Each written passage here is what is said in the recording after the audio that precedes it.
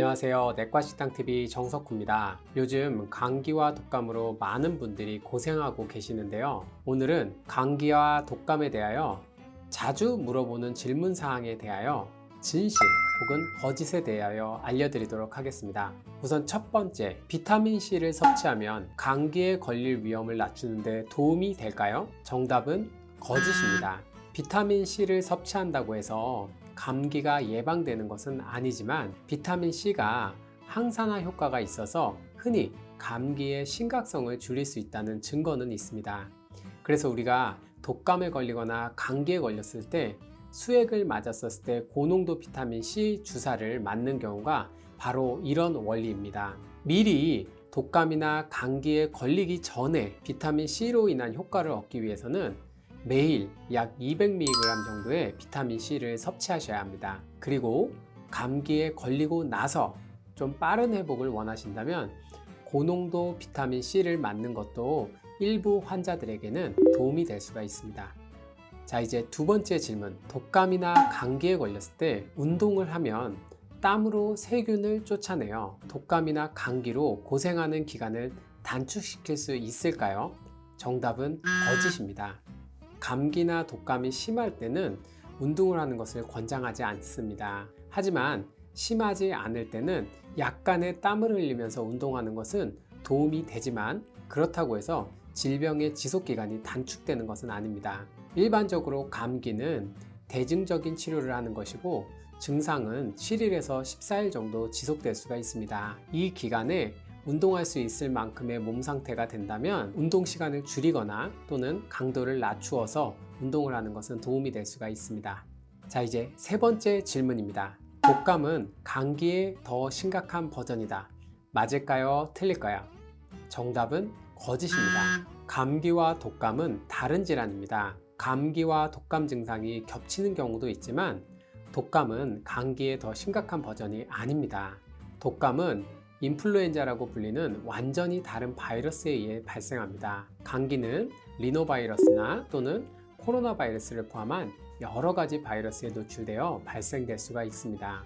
물론 독감 증상은 감기 증상보다 더 악화되는 경향이 있고 합병증을 경험할 가능성이 더 높을 수 있지만 그렇다고 해서 감기의 심각한 버전은 아닙니다. 자, 이제 네 번째 질문은 객관식입니다. 다음 중에서 독감을 예방하는 데 좋은 방법을 모두 고르시오. 자, 이제 우리 객관식은 다 자신 있으시죠?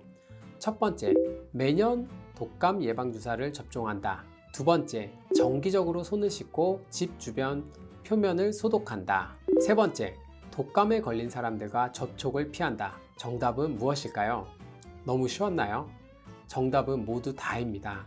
매년 맞는 독감 예방주사는 독감을 예방하는 가장 좋은 방법입니다.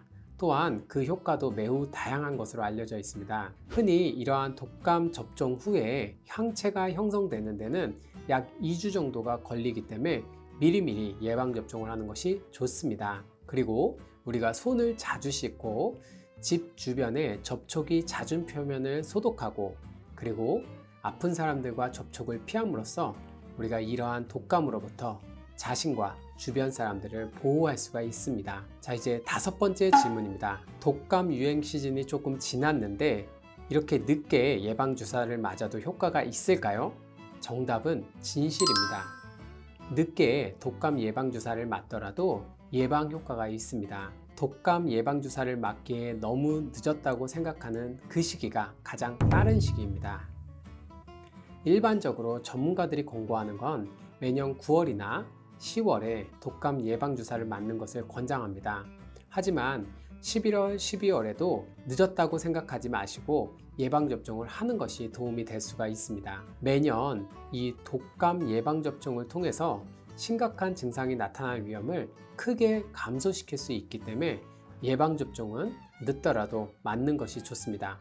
자, 이제 마지막 질문입니다. 독감에 대한 면역력을 키우기 위해 가장 좋은 방법은 독감에 걸리는 것이다.